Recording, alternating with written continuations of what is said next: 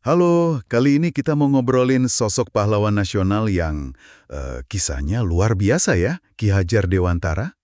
Betul. Atau nama lahirnya Raden Mas Suwardi Surjaningrat gitu kan? Nah iya, kita bakal coba telusuri bareng nih, gimana sih perjalanannya dari katakanlah aktivis politik yang cukup keras. Sampai jadi bapak pendidikan kita, transformasinya itu loh yang menarik.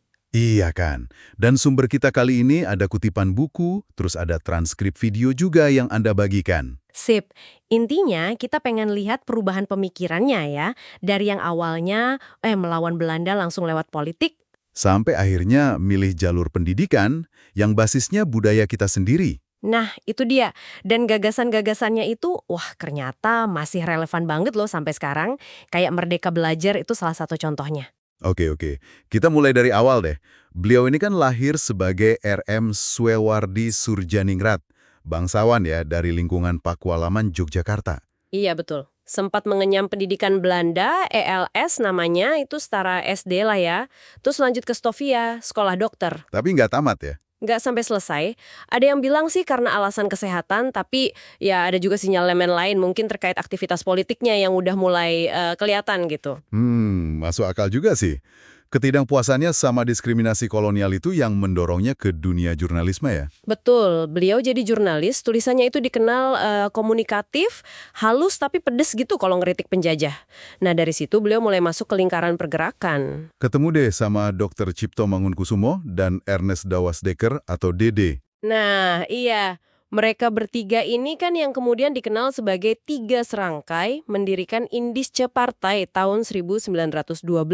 Wah, ini partai politik yang nekat ya pada masanya. Mengusung nasionalisme radikal dengan semboyan Hindia untuk orang Hindia. Betul, cukup berani. Puncaknya mungkin tahun 1913 ya, waktu Belanda mau merayakan 100 tahun kemerdekaan mereka dari Prancis. Yang ironisnya, biayanya mau ditarik dari rakyat jajahan. Aduh, Iya kan? Nah, Suwardi ini nggak tinggal diem. Beliau ikut mendirikan Komite Bomi Putra buat protes. dan keluarlah tulisan legendaris itu. Als ik X a Nederlander was. Seandainya aku seorang Belanda, itu satir yang nusuk banget. Intinya ya, masa sih tega minta ongkos perayaan ke bangsa yang lagi dijajah? Akibatnya fatal ya buat mereka. Kena batunya. Pemerintah kolonial marah besar. Tiga serangkai ditangkap, dihukum buang. Uniknya, mereka malah minta diasingkan ke Belanda, bukan di Hindia. Nah ini menarik. Justru di pengasingan 1913-1919 ini jadi titik balik ya. Meski hidupnya susah katanya. Iya, hidupnya sulit, tapi jadi masa pendalaman. Beliau malah belajar ilmu pendidikan di sana. Terinspirasi tokoh kayak Montessori dari Italia, terus Tagore dari India, sampai dapat akta mengajar Eropa loh.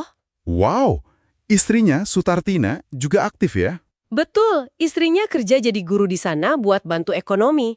Sementara Suewardi, selain belajar, juga tetap aktif di pergerakan.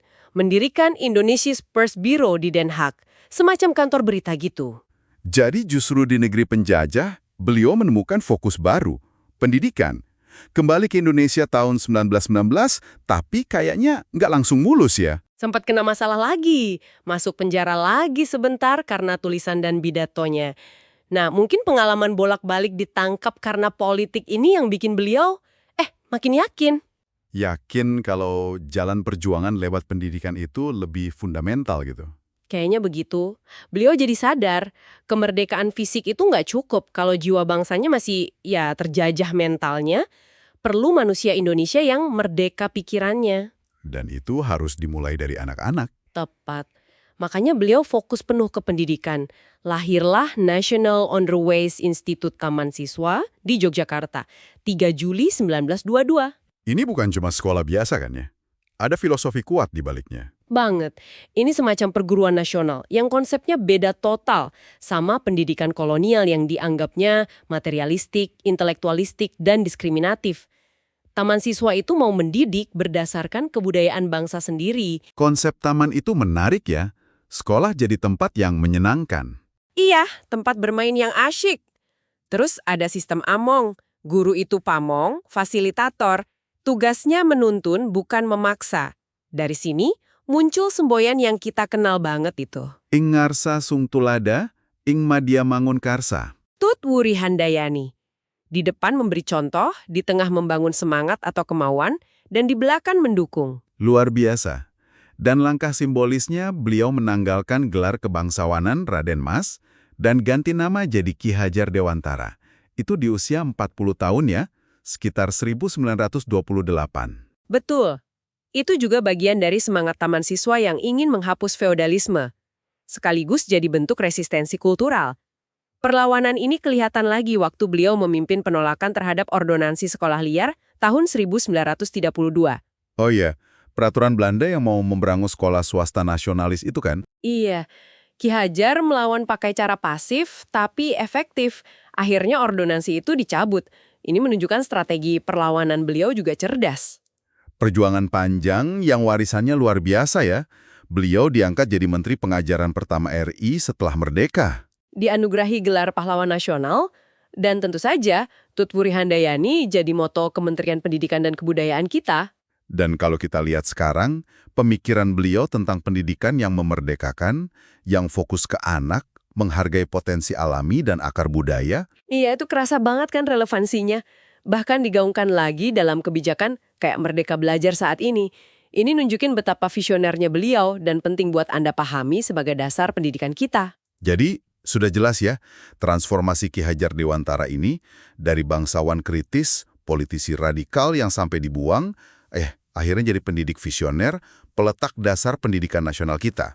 Nah, sebagai penutup nih, mungkin ada satu hal yang bisa jadi bahan renungan untuk Anda. Kalau dulu Ki Hajar Dewantara berjuang keras melawan sistem pendidikan kolonial yang diskriminatif dan membelenggu, kira-kira apa ya tantangan terbesar kita sekarang untuk memastikan sistem pendidikan kita hari ini benar-benar bisa memerdekakan potensi unik setiap anak Indonesia, sesuai semangat Tut Wuri Handayani itu?